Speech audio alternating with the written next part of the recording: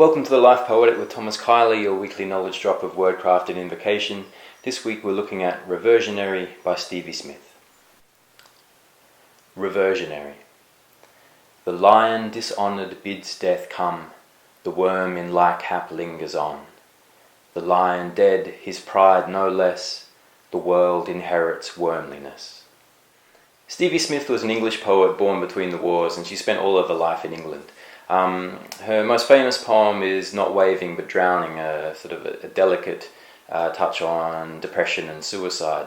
And her writing's characterized by sort of this disarming charm that she has to her writing style. It feels very sweet and gentle, but beneath it and through the vehicle of those sweet lines comes these quite powerful and quite challenging themes.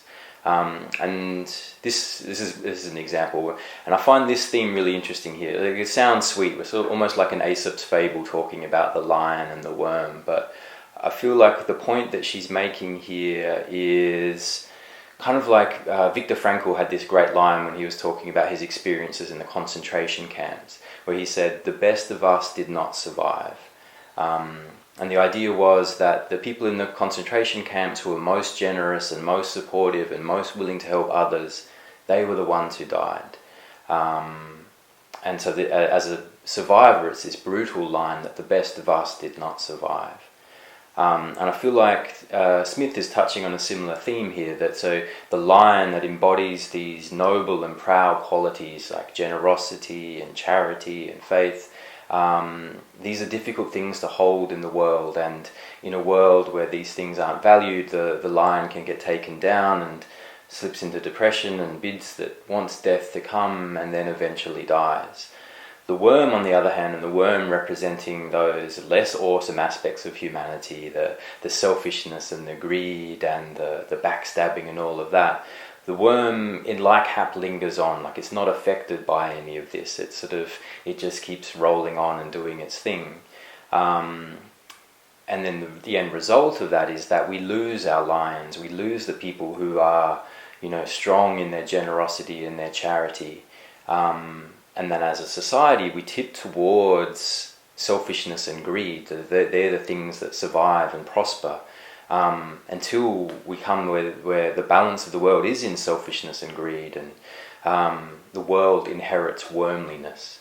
And so I think it's a very bleak message, or a very it's a heavy message to sort of carry, and I think it's in the title, Reversionary, saying like all of the advances that human society has made, it can just be undone by this sort of natural cycle. There's no intention there, it's just the natural way evolution works when wormliness is easy and lionness is hard.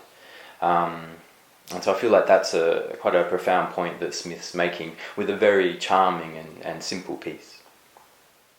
So let's have another little look, and the drawing here is one of Smith's, and she was sort of famous for these cute little line drawings she had in her piece. Reversionary.